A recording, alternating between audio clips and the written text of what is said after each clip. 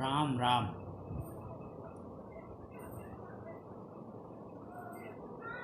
कबीरदास जी ने लिखा है कि हरिजन तो हारा भला, जीतन दे संसार। हारा तो हरिसों मिले, जीता जम के द्वार। इस दोहे का बहुत गूढ़ रहस्य है। सामान्यतया लोग बातचीत में कहते हैं कि हारे को हरि और जीते को जम। अरसा बीत गया, मैं लोकमानस में प्रचलित इस कहावत का अर्थ समझ नहीं पाया था। कहते हैं कि गुरु संसार का सागर है, ज्ञान का सागर है, और गुरु की कृपा हो जाए तो सब कुछ प्राप्त होने लगता है, सब कुछ प्राप्त हो जाता है। न केवल आध्यात्मिक सुख, इस जीवन से मुक्ति का पथ और मोक्ष भी, बल्कि इस जीवन में सारी भौतिकता भी गुरु की कृपा से ही प्राप्त होती है। इसलिए गुरु की कृपा, गुरु की महिमा और गुरु के ज्ञान को बखानना किसी के भी सामर्थ्य में नहीं है। इसीलिए कहा गया है कि गुरु सर्वश्रेष्ठ है, और इतना श्रेष्ठ है कि वह ब्रह्म के समान है। गुरु ब्रह्म नहीं है, तस्मै श्री गुरुवे नमः। उस गुरु को जो ब्रह्म के समान है, नमस्कार है। इस कबीरदास जी के दोहे का जो अर्थ मुझे समझ में आया है वह ये कि जब हम जीवन में किसी भी प्रकार का संघर्ष करते हुए, किसी भी प्रकार की युक्ति करते हुए कभी पराजित हो जाते हैं, तो हम में एक ऐसी सोच विकसित होती है जो हमें हमारे अंदर जो कमी है उसकी तरफ उद्यत करती है।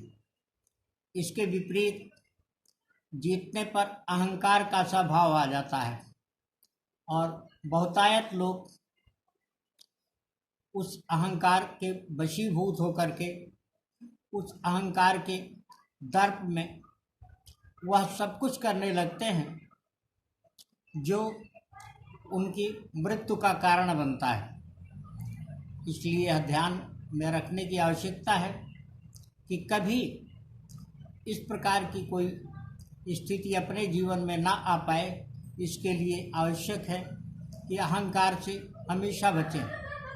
इसके ठीक विपरीत जब कभी हम किसी प्रकार का कोई कार्य करते हुए हार जाते हैं, पराजित हो जाते हैं, हमें पराजय का अनुभव होता है, तो हम स्वतः प्रेरित होते हैं उन कमियों, उन खामियों, उन गलतियों को समझने के लिए जिनके द्वारा हमें पराजय मिली होती है। और एक दिन ऐसा आता है कि हम वह प्राप्त कर लेते हैं जिसकी हमने चेष्टा की थी, जिसकी हमने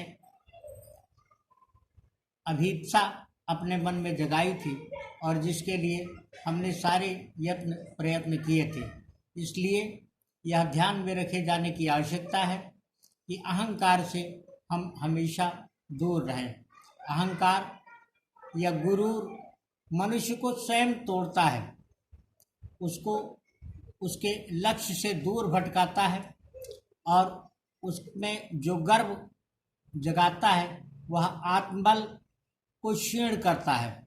जबकि जीवन को बनाए रखने के लिए, जीवन की जो प्राथमिकता है उसमें साम्यता स्थापित करने के लिए, प्राथमिकताओं को पूरी करने के लिए, और उसमें वरीयता का क्रम जीवन के लक्ष्यों के प्रति जगाने के लिए, बनाने के लिए यह आवश्यक है कि हम अहंकार को अपने पास फटकने भी न दें। जब हम इस प्रकार का कोई यत्न करते हैं तो उससे हमें बहुत ही सहजता प्राप्त होती है और जीवन में संतोष बना रहता है। संतोष के बगैर कोई सुख नहीं होता है, किसी सुख का कोई मतलब नहीं होता है। संतोष ही वास्तव में सुख का आखिरी पड़ाव है। और वह संतोष जब हमें प्राप्त हो जाता है अपने किसी यत्न से, अपने किसी प्रयत्न से, अपने किसी भी प्रकार के कार्य से, तो हम जिस आत्मविश्वास से भर जाते हैं, जो साहस हम में बनता है, वह स्वयं को सशक्त रखता है और अपने से जुड़े हुए दूसरे सभी लोगों को भी हमारे प्रति जोड़े रखता है। इसलिए कि आत्मविश्वास जिसका गिर जाता है उसका साथ कोई नहीं देता। आवश्यक है कि हम अपने आत्मविश्वास को बनाए रखें। जिसका आत्मविश्वास है वही आगे बढ़ता है, वही अपने लोगों का, समाज का, सभी का सुख प्राप्त कर पाता है। समाज की अवधारणा यह है कि व्यक्ति अपनी सामर्थ्य, व्यक्ति अपनी क्षमता के अनुसार, अपने प्रयास के अनुसार जहाँ तक विस्तृत हो सके, जिन तक अपना सरोकार जोड़ सके, उसी के बीच में उसका सहकार स्थापित होता है, उसी से सरोकार जोड़ता है और वह उसका संसार बन जाता है।